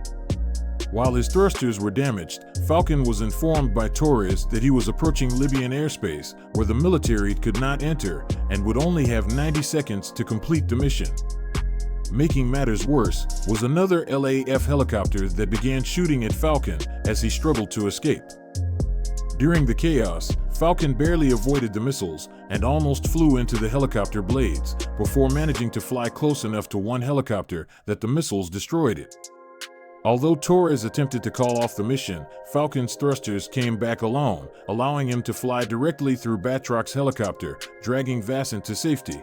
Moments before the missiles destroyed the helicopter, which Batroc barely survived, as Falcon flew Vassant to the ground. Following their successful rescue of Vassant, Wilson and Joaquin Torres went to a Tunisian cafe, where Wilson began to work on Red Wing, repairing the damage done during his fight against LAF. Once Torres brought Wilson a cup of tea, he attempted to assist him with Red Wing's repairs, which Wilson refused, noting that whenever the Air Force attempted to work on Red Wing, it caused glitches. While Torres noted that the Air Force could not handle anything that involved the Stark Industries technology, they were interrupted by a Tunisian man recognized Wilson as a member of the Avengers, as he noted that Wilson had saved his wife's life, with Wilson greeting him in Arabic. Torres teased Wilson for his knowledge of Arabic, before he noted that LAF and George Batroc had been attempting to take advantage of the chaos following the snap to make money. However, Torres then noticed a symbol while scanning the area on his phone, which he showed to Wilson, explaining that it was the symbol of the Flag Smashers, who he claimed were a group that they needed to worry about, with Wilson mocked the poor name choice. Torres explained to Wilson that the Flag Smashers believed that the world was better before the blip, with Wilson noting that when things got better for one group, it got worse for another.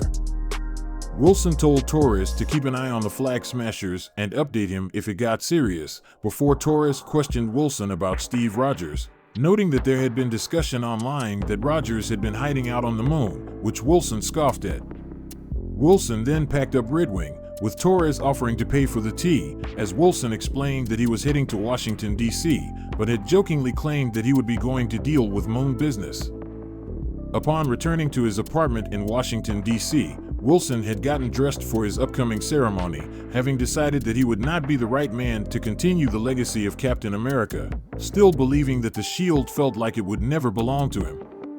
Having ironed his shirt, Wilson finished getting dressed into his suit, before looking down at the shield on his bed, picking it up and studying it closely, before gently putting it inside of his bag and departing for the ceremony. Wilson had then gone to the Smithsonian Institution for the ceremony, where he gave a speech to the crowd, paying tribute to Rogers, who he claimed had represented the best in all of them. Wilson described Rogers as being courageous and hopeful, as well as jokingly claiming that he mastered posing stoically, which the crowd laughed at. Wilson had then acknowledged how the world had changed since the blip, describing how the world into complete turmoil. Wilson had claimed the world needed new heroes, who were suited for the times that they now were living in, which Wilson still did not believe that he was qualified to become. With that, Wilson told the crowd that symbols were nothing without the men and women who gave them the true meaning, before he also claimed that there had never been any greater symbol than Captain America's shield, but had also insisted that the shield was nothing without Rogers.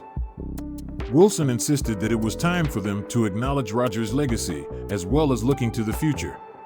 With that, Wilson thanked Captain America, but handed the shield over to the Smithsonian, where it was put on display, alongside Captain America's uniform, motorcycle, and other items from his life. Following the speech and the handing over ceremony, Wilson had joined James Rhodes and a government official who thanked Wilson for handing over the shield, claiming that it was the right thing to do. Once the official shook his hand and departed, Wilson was invited by Rhodes to have a talk.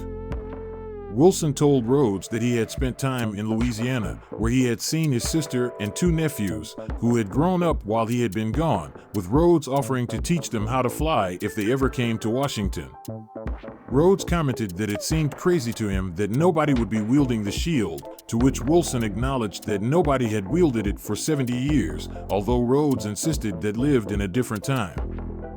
Rhodes had then asked Wilson why he had chosen not to take up the mantle of Captain America, to which Wilson explained that he had always felt that the shield had belonged to somebody else, which he had said to Rogers as soon as he was given the shield. As they looked at various photographs of Captain America, Rhodes commented that the world was a crazy place, where nobody was really stable, while various alliances had since fallen apart in the wake of the blip. Wilson was told by Rhodes that everybody had been looking for somebody to come and fix the world, which Wilson acknowledged. As the two of them looked at the shield in its new display, Rhodes told Wilson that it was a new day, before promising that he would be in touch, as Rhodes left the Smithsonian. Once he was alone, Wilson took some time to closely examine the shield in its display, as he considered his decision to hand the shield over to the Smithsonian. Wilson left Washington, D.C. and drove down to Delacroix, Louisiana to visit with his sister Sarah Wilson and his two nephews. He was greeted by them at their family dock and was told by Sarah that their family boat, Paul and Darlene, needed repairs. Sarah also told him that their house needed financing that she did not have in order to keep it, although Wilson said half of it was his and he wanted to keep it. Sam told his sister that he can help her with her finance issue and took her to the local bank to get a loan due to his being an Avenger, where the employee didn't recognize Sam at first, which he reminded him that he is the Falcon. However, their appointment didn't go as well when the employee told them he couldn't give them the loan. Sam refusing to give up, saying he owned half of it also and they're not selling the boat. Afterwards, he received a text from Joaquin Torres and returned to Sarah's house. He video chatted with Torres, who told him about the robbery of Gassel Bank, and Wilson told him he was glad he was okay. However, Wilson was interrupted by Sarah, who asked him to watch the WHH World News Report, where a new Captain America was being introduced with the shield. Back at the USAF base, Wilson and Joaquin Torres prepared to leave for Germany and discussed John Walker as the new Captain America, until Wilson was approached by Bucky Barnes. A frustrated Barnes asked Wilson why he gave up the shield, but Wilson told him that he had other issues to worry about, specifically the Flag Smashers. He then told Barnes to stay behind and left for the airplane, but Barnes came anyways. Once Joaquin Torres had announced the departure time once they reached Munich, Falcon suited up and prepared to jump, but frustrated Bucky Barnes by having no plan of attack. Falcon used Redwing to locate Barnes after he had jumped out with no flight gear and fell into the forest below. They met up at an abandoned factory, and Falcon teasingly played with Barnes using Redwing. After the two made too much noise, they were spotted by the Flag Smashers, who were loading heavy boxes into trucks. Falcon and Barnes gave chase after them and caught up with the trucks on the highway. After Barnes was restrained by the terrorists and Redwing was destroyed by Flag Smasher, Falcon arrived and joined the fight, freeing Barnes to join also. Falcon and Barnes were aided by the arrival of Captain America and Battlestar, who came in via a helicopter and fought the Flag Smashers. After Barnes fell off the top of truck, Falcon swooped in and grabbed him, and the two rolled into the grass nearby, and Barnes landed on top of Falcon, who told him to get off. Hay returned to the highway and proceeded to walk to the airport, which was 20 miles away, but were found by John Walker and Lamar Hoskins in their military vehicle. Despite refusing to hop in at first, Wilson and Bucky Barnes accepted the second time and was told by Hoskins that they had tracked them down by Redwing. Wilson found out that Redwing was being used by the US government and deduced that was the reason his drone was glitchy. When Hoskins introduced himself as Battlestar, Barnes ordered the driver to stop and got out of the vehicle. Before exiting the vehicle, Walker told Wilson that was not trying to replace or be Steve Rogers. Once Walker suggested that Wilson and Barnes could be his wingmen, they hopped off the vehicle and left on their own for the airport. On the airplane back to the United States of America, Wilson listened as Bucky Barnes suggested that they steal John Walker's shield again. Wilson reminded Barnes the last time they did that, Sharon Carter was named enemy of the state, and he and Steve Rogers were on the run for 2 years. When they arrived back in the US, Barnes took Wilson to Baltimore, Maryland. There they walked into a neighborhood and a boy called Wilson Black Falcon, to which Wilson corrected and then jokingly responded back. They arrived at Isaiah Bradley's house and were greeted by his grandson, Eli Bradley.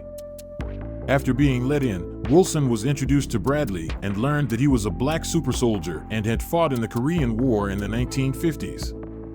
Barnes informed him of more super soldiers and asked for his help, but Bradley responded angrily by flinging a metal can into the wall and revealed that he was thrown in jail and scientists took samples of his blood. Wilson attempted to apologize, but Bradley angrily demanded that they leave his house. In the street, Wilson asked Barnes why no one had known about Bradley before they were interrupted by Baltimore policemen who came to arrest Barnes for missing his therapy session.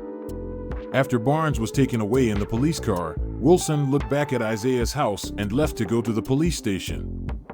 Wilson arrived at the Baltimore police station, where he had met with Bucky Barnes' therapist, Christina Rayner. The two were interrupted when John Walker arrived and told Rayner that he had given permission for Barnes to be freed from therapy since he would be needed for the time being, before leaving.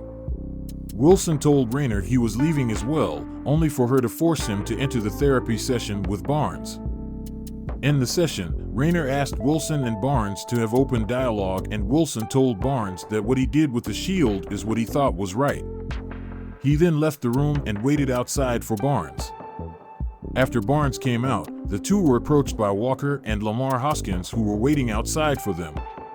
Walker invited them to come join them, but Wilson politely declined, telling him that they were free agents and not bound to government regulation.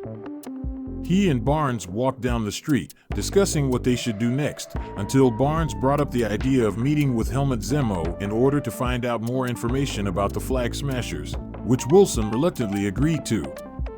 Wilson and Bucky Barnes went to the Berlin Correctional Facility and walked down towards the prison cells together. However, before they reached Helmut Zemo's cell, Barnes told Wilson that he would go in alone and told him they would meet up afterwards. Wilson went to a garage nearby the correctional facility with Barnes and asked what they were doing inside a garage. Barnes then told him in an indirect way that he organized a prison riot in order for a certain person to escape. The two were then met by the escaped Zemo, who walked into the garage.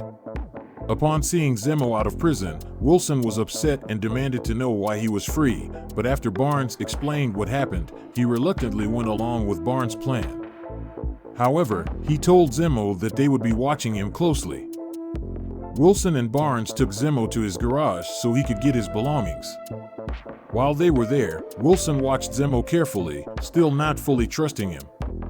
After Zemo gathered his belongings, he took Wilson and Barnes to an airfield. Zemo brought Wilson and Barnes to his private plane and they flew off. On the plane, Zemo told them that they didn't know what life had been like in the correctional facility, but that Wilson might since he was on the raft at one point. Wilson wanted to know where they were going, but Zemo was interested in Barnes' notebook, which Wilson recognized as being Steve Rogers' notebook. Wilson remembered that he had recommended Marvin Gaye to Rogers, and Zemo agreed that it was a masterpiece. Eventually, Zemo told them they were going to Madripoor and that they needed disguises. After arriving on the outskirts of Madripoor, Wilson was frustrated with the clothes and admitted that he did look like he was the Smiling Tiger as he walked with Helmut Zemo and Bucky Barnes. Zemo told the two they needed to remain in character upon entering the city. Once they had arrived inside Madripoor's center, Wilson and Barnes were led by Zemo through the streets, passing armed guards and secret dealings along the way, as he took them past the Princess Bar and instead took them to the Brass Monkey Saloon. Once inside, Zemo brought them to the bar, where the bartender mistook Wilson for Smiling Tiger, while Zemo explained that their plans had changed and they needed to speak with Selby about their business, which the bartender was skeptical about as Wilson refused to speak. Wilson was offered Smiling Tiger's usual drink, which included the heart of an equatorial-spitting cobra. Much to his own horror and discomfort, Wilson was encouraged by Zemo to indulge the snake heart beverage. However, while they were stood at the bar, Zemo was approached by one of Brass Monkey Saloon's henchmen, who explained that Zemo was not welcome there, to which Zemo insisted that he did not have any business with Power Broker, but suggested that he come talk to him in person. Wilson then watched to his displeasure Barnes pretend to be the Winter Soldier again to protect Zemo.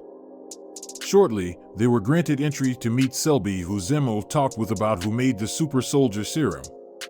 They were interrupted when Wilson's phone rang, and he was forced to put his sister on speaker. After she said she had to go tend to Cass Wilson and then said Wilson's name, Selby ordered them all to be killed, but to Wilson's shock, Selby was killed by a sniper. Zemo told them to leave immediately, and the three ran out, just as bounty hunters started to chase them and fire bullets at them. Wilson complained that he couldn't run in the shoes he was wearing. The three found themselves saved from the bounty hunters when Sharon Carter stepped out of the shadows and removed her hoodie. Wilson and Barnes told her not to shoot at Zemo, who she wanted to, since it was his fault that she had to go into hiding. When asked why she was there, Carter reminded them of her going into hiding after stealing Captain America's shield and the EX-07 Falcon.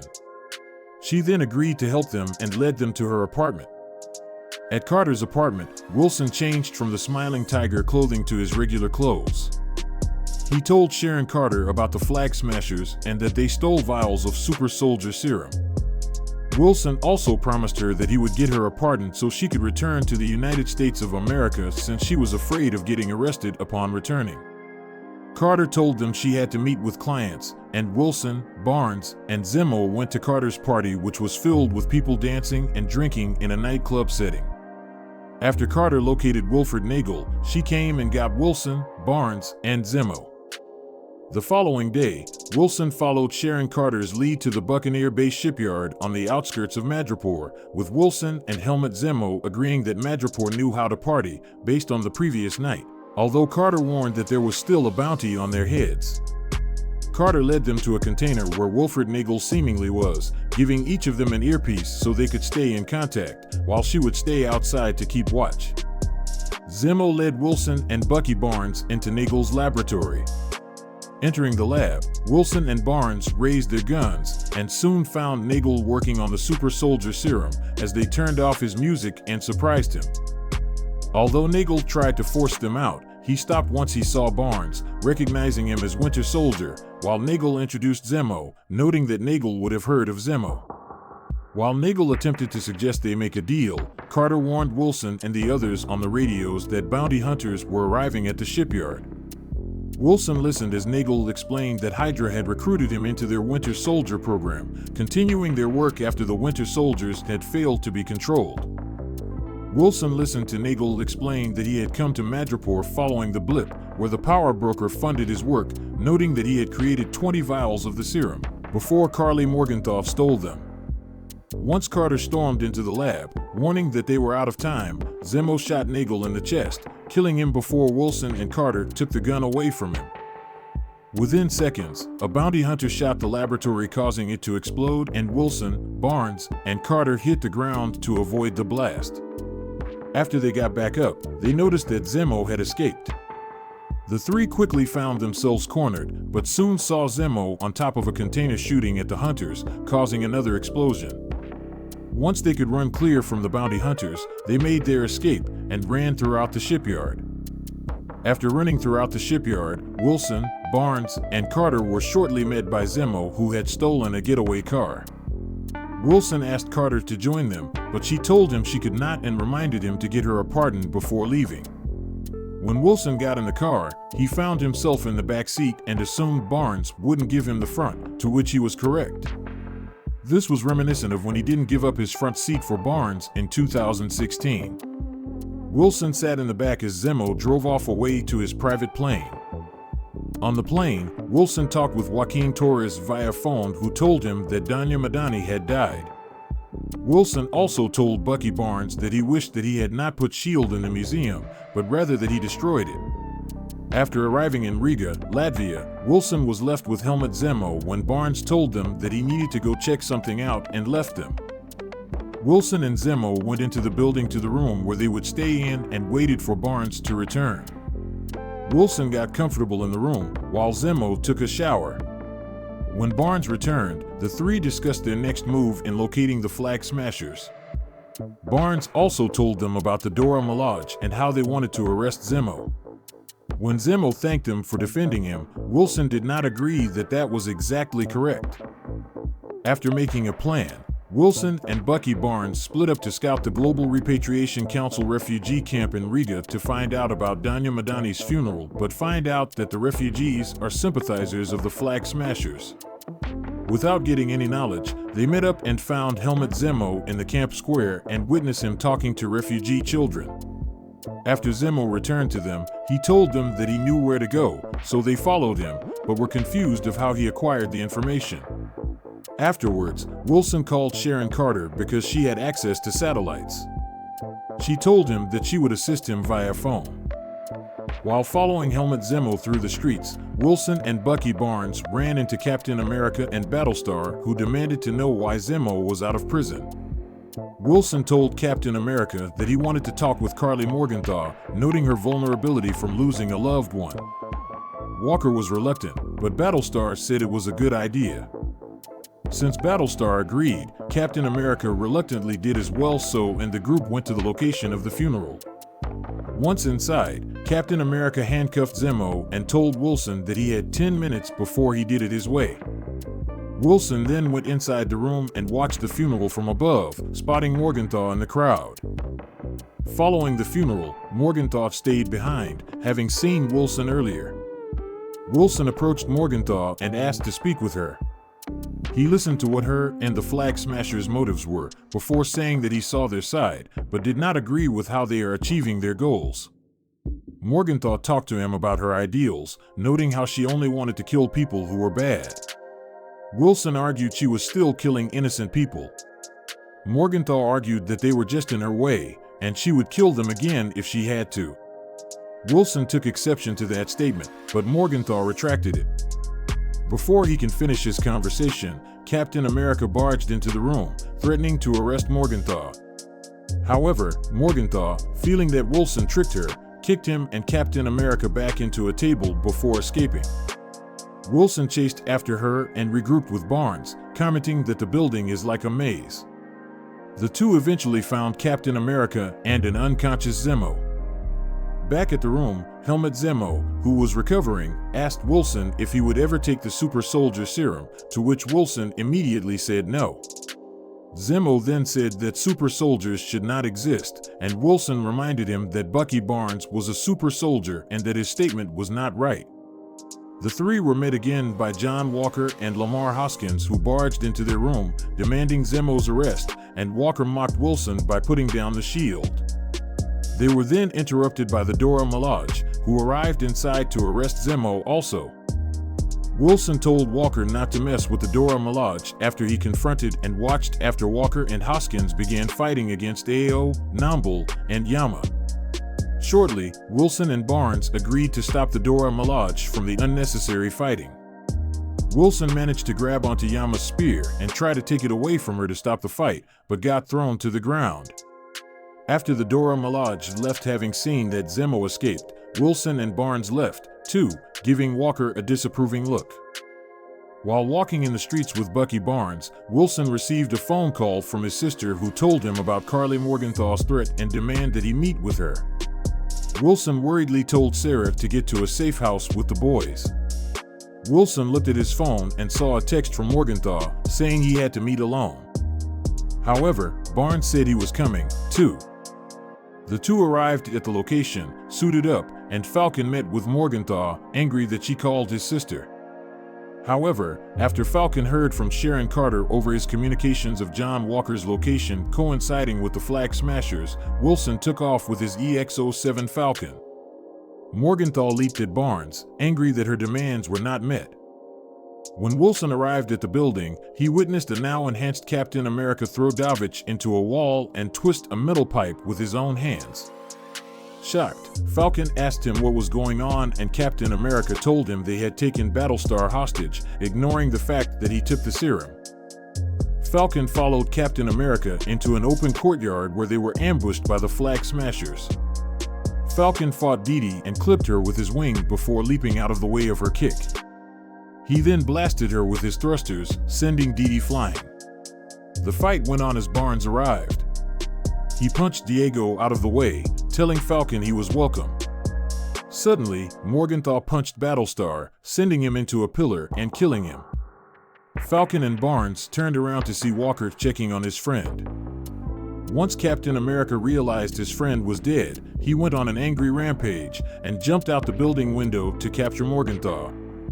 Falcon and Barnes left the building to catch up with Walker and watched as Captain America murdered Nico with the shield, staining it with Nico's blood. Falcon and Barnes were horrified and watched as the crowd filmed Walker with their devices. Falcon and Bucky Barnes chased after John Walker and found him in an abandoned warehouse.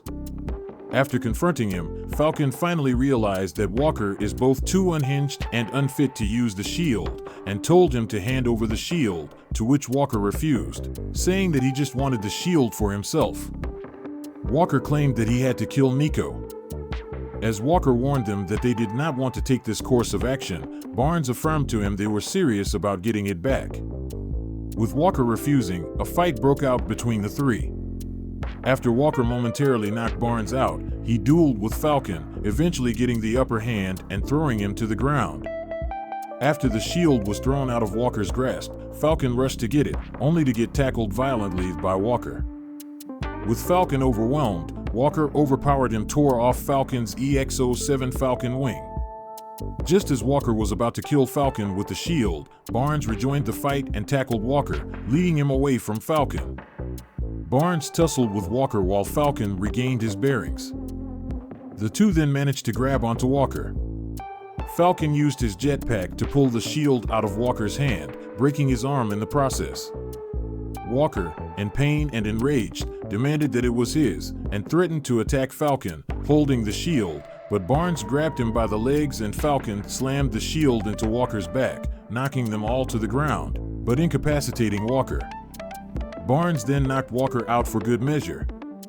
As Falcon laid on the ground, exhausted, Barnes dropped the shield next to him before leaving the warehouse. Falcon looked down at the shield and tried to wipe the blood off of it, feeling it was his fault. Following the fight with John Walker, Wilson and Bucky Barnes had then met with Joaquin Torres at the former Global Repatriation Council resettlement camp, who had arrived in Riga also. After Barnes left them, Torres told Wilson that Carly Morgenthau was getting more followers and that after Walker's incident, they needed to lay low. Wilson agreed and noticed how Torres seemed interested in his wings. He then showed Torres the shield. Afterwards, he left and, on his way out, passed on his EX-07 Falcon mantle to Torres and left Riga for the United States of America with the shield. Wilson returned to Baltimore, Maryland to meet with Isaiah Bradley again. While walking on the street to Bradley's house, Wilson ran into Eli Bradley, who was outside with friends. Eli told him he would be home shortly after asking Wilson what he was doing there. Wilson met Bradley in his backyard, who was watering his plants and started to show him the shield, but Bradley told him he was not interested and took Wilson inside. After going inside, Wilson sat down with Bradley in the living room, who told him about his past as being a black man who was experimented on with the super soldier serum. Bradley got emotional while recounting his past stories. He also told Wilson that he believed that no black man would ever have the shield, even though Wilson couldn't exactly relate to Bradley's stance. After their talk, Wilson left the Bradley's house and, once on the street, called his sister telling her he was coming back to Louisiana. Once back with Sarah Wilson at her house, Sam thought of ways to get the boat ready to be sold. He said goodbye to Cass and A.J. Wilson as Sarah told them to feed the neighbors. This made Sam remember how many favors the neighbors owe them. He told Sarah he would cash in those favors. He started calling people around the neighborhood. They were more than happy to help. It was successful, as the community soon gathered to help with their boat.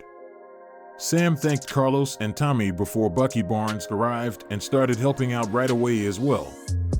Barnes then gave Sam a box that he said was a gift from the Wakandans who he had asked to make it for Sam. Sam then watched as Barnes and Sarah met, with Sam teasing Barnes about not flirting with her. As the day was close to ending, Barnes prepared to leave, telling Sam he was going to return home as was going to stay at a hotel in the meantime. However, Sam offered Barnes the chance to stay with them until then, which Barnes agreed to. The next few days, Barnes stayed with Sam and helped him fix the boat. As Sam struggled to fix the boat manually, Barnes would come over every so often and use his vibranium arm to lift heavy objects with much ease, which Sam was grateful for. After the boat was repaired, Wilson and Bucky Barnes left the docks and began training with the shield, throwing it back and forth to get used to catching it. While doing so, the two talked and Barnes apologized to Wilson for his initial handling of Wilson handing over the shield to the government. Barnes told him that when and Steve Rogers had talked the night before Rogers handed over his mantle to Wilson, that they never really fully thought through the implications of handing the shield to a black man and that he understood Wilson's decision. In response, Wilson helped Barnes with truly making peace with his actions as the Winter Soldier and the victims of the Winter Soldier's actions. Telling Barnes that he should focus more on helping his victims achieve peace rather than just trying to assuage his own conscience, Barnes agreed with him. As Barnes prepared to leave, the two humorously tried to define their relationship, claiming that they were not friends or a team but instead partners and co-workers. Then, shaking hands and recognizing each other as actually friends, Barnes left for New York City. The next day, as Sam and Sarah Wilson prepared the final touches on the boat to sell it, Sarah had a change of heart, much to Sam's delight. Sam then told Sarah that his adventures over the past couple of days had taught him to accept he could not win every battle, but that in this case, preserving everything of their parents' and family history was a fight they simply could not lose. Sam then told Sarah that in the past, he could tell that the more he fought to change the world for the better, the more he knew Sarah believed he was running away from their family. However, Sarah told him that was untrue and that at no point in her life did she ever believe Sam was running away from them, and assured her brother that she has always been proud of him for fighting not only to make the world better, but also for their family. Sarah then told Sam that he should not let what Isaiah Bradley told him deter him from making his own decisions on what to do with the shield. Sam, however, reminded her that Bradley had gone through essentially torture throughout his life and that if in his exact same position, he would probably have the same outlook on life, but acknowledged that if he wasn't willing to push through and keeping fighting, then all the pain and sacrifices that they have all made would be for nothing.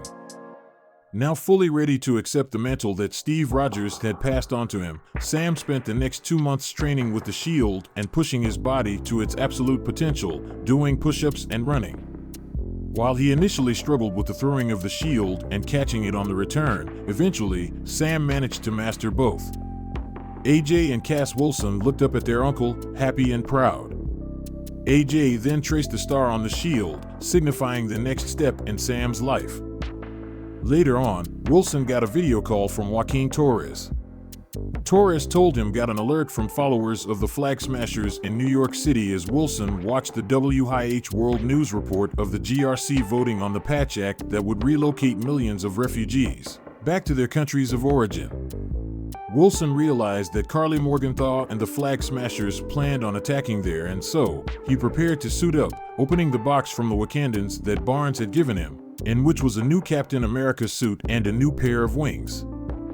Before he left, Captain America called Sharon Carter asking her for backup. While flying to New York City in his new Captain America suit, Captain America joined communications with Bucky Barnes. Nearing the building, Captain America threw the shield at one of the Flag Smashers inside the GRC New York headquarters. By doing this, the glass window shattered, thus allowing him to get in. Inside, Captain America was then asked by a man who he was, to which he replied, "I'm Captain America," and then deduced that evaluating the building was a misdirect. Captain America then suddenly got hit backwards by a masked man who revealed himself to be George Batroc. Batroc told him that he still owed him lots of money after the rescue of Captain Vassant, and then engaged Captain America in a fight. As he was fighting, Captain America remained in communications with Barnes and Carter. When Carter reported that a Flag Smasher was escaping with a helicopter containing GRC hostages, Captain America threw his shield through another glass window, breaking it, and flew out to retrieve it in the air. Captain America then saved 2 NYPD officers and a helicopter which had just been damaged. Captain America deployed a newly constructed Red Wing that saved the pilot, and Captain America rescued the other officer. After safely placing them on a road, Captain America flew off to intercept the other helicopter. Captain America then flew off to the helicopter that contained hostages. He used his new Red Wing drones to find out if any of the members knew how to fly. After finding out that a woman named Isla Perez did, Captain America sent a message to her phone and told her to put her headphones in. After she did, Captain America told Perez to prepare to get ready to take over the helicopter.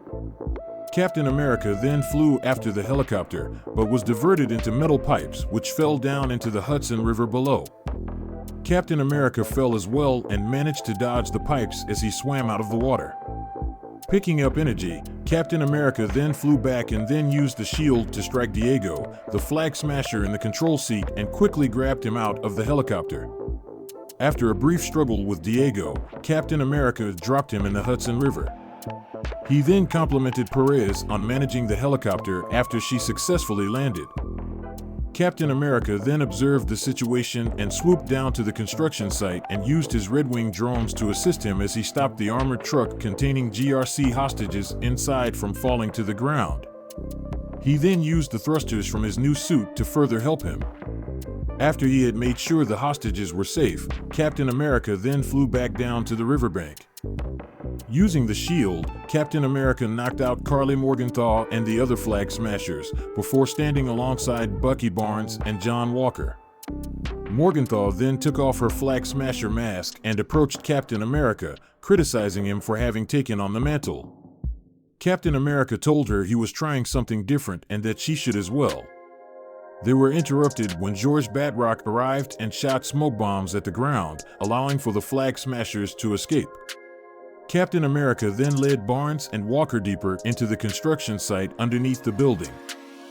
Captain America, Barnes, and Walker ran through the construction site, trying to find the Flag Smashers, when Sharon Carter called and gave them an update. It was then determined that they would split up to find the Flag Smashers quicker, with Captain America going solo, while Barnes left with Walker. After hearing a gunshot, Captain America was able to locate where it came from and found Karli Morgenthau holding a gun at Sharon Carter, who was on the floor and injured. Captain America asked Morgenthau how many more people had to die and what she was willing to do for her goal, getting her to get away from Carter. Morgenthau then engaged in a fight with him, but Captain America was able to dodge and flip his way from her blows, telling her that fighting wasn't the answer, but she had an irrational tantrum and knocked Captain America to the ground. After he was separated from the shield, Morgenthau got out her gun and pointed it at him. Captain America tensed up at the situation and then witnessed Morgenthau double over after getting shot by Carter. Captain America lifted Morgenthau into his arms as she died and heard her tell him that she was sorry. After exchanging glances over the situation with Carter, Captain America left the site and flew down to where the rescued GRC members were, carrying Morgenthau's body. As Captain America landed with Karli Morgenthau's body in his arms, the paramedics then rushed over and put Morgenthau's body on a stretcher and took her away to the ambulance. Captain America then walked past news reporters and photographers, with some crying out asking what to call him and that the government hadn't approved of him yet. He was then thanked by the government official, Isla Perez, and another GRC member for his role in saving them. However, he then explained to them that they as a whole should do better in helping everyone equally, since the blip had affected everyone. He then noted that that was a reason why Morgenthau had started her movement to begin with. The government official told him that he did not understand what the GRC did and how it worked, but Captain America laughed and said that he understood. Captain America said he understood now that a black man can take on Captain America mantle and that it didn't matter what he looked like in order to do so. He then told them that they as a governing body had a lot of power. He said that because of this they affected people so much as that of Thanos and Morgenthau. Captain America then said that all he could do was believe that America was capable of doing better. After walking away from the GRC members, Captain America saw John Walker and exchanged nods with him. He was then met by Bucky Barnes. Barnes teasingly told him that he hadn't been listening to it and then called him Cap, congratulating him on his speech. Barnes then patted the shield on Captain America's back. Captain America and Barnes then walked over to Sharon Carter, who was leaning against a parked car and was clutching her side where she'd been shot. Captain America told Carter to get medical help, but she said she was okay and didn't need it. Captain America thanked Carter for coming to help them. Carter then told Captain America that she liked his new suit, to which he thanked her. Captain America was then asked by a GRC employee to retrieve Diego, who had been dropped in the river earlier. Before flying away, he told Carter he would still get her the pardon from the US government. He then flew away and picked up the last Flag Smasher, taking him back to the police. Wilson then returned to Baltimore, Maryland, and went back to Isaiah Bradley's house. He then rang the doorbell to the front door and saw Eli Bradley, who looked through the screen door. Eli asked him what he wanted and then called him Black Falcon, with Wilson telling him he needed to learn manners. Eli then told Wilson that Isaiah was out in the backyard. Wilson then saw Isaiah, who walked back to the front yard and commented on how Wilson was still black but not the Falcon anymore. Wilson was told by Isaiah that he heard after Wilson's speech the GRC had called off their vote. Wilson then told Isaiah that even though Isaiah disagreed with his decision, he felt that he needed to protect the United States of America, and explained why he took on the Captain America mantle. Isaiah told him that he wasn't like Malcolm X, Martin Luther King Jr., or Nelson Mandela, to which Wilson agreed. Wilson then told Isaiah to get cleaned up as he wanted to take him somewhere. Eli then walked over and asked where they were going, with Wilson asking him who said he was going. Wilson then took Isaiah and Eli to Washington, D.C. to the Smithsonian Institution. He then walked them through the updated Captain America exhibit and to another room where a smaller exhibit was on display for Isaiah, showcasing a statue and a memorial plaque. Wilson told Isaiah that now the world wouldn't forget what he did for his country and that he would be learned about. Isaiah, who became deeply emotional, hugged Wilson in gratitude.